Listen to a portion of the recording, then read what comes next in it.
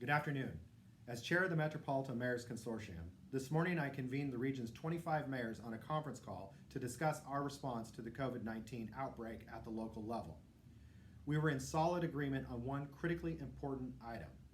It is time for a stay-at-home order from the state of Oregon, and delaying any longer puts our residents, our first responders, and our healthcare system in extreme risk. We call on the governor to issue this order. As we watch communities across the world suffer, with doctors making medical ethics decisions about who is going to get a life-saving respirator and who is not, we know that any action we can take right now is an appropriate action. And against the threat of this virus, there is no such thing as doing too much. The time is now for our highest leaders.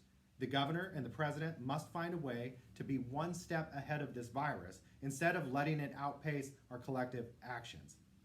As the elected officials most closely representing our residents, the region's mayors are in solidarity. Republicans and Democrats, big cities and small, know that the time for action is now. We are very near that moment when our medical system is overrun with demand and patients will be denied treatment. Stern guidance is a good first step, but it is an insufficient action against the threat that we know that we face. Residents, stay home.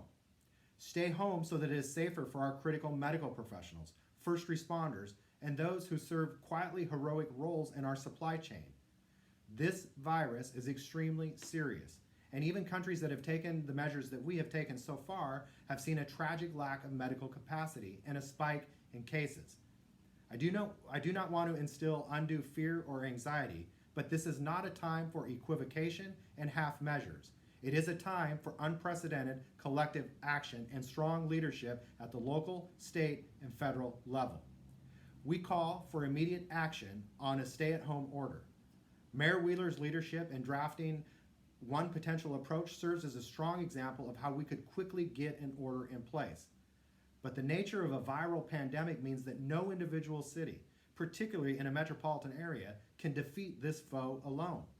We need collective action at the state level, and the Metropolitan Mayors Association is calling for just that. Take care, be safe, and heed the advice you have been given to stay home.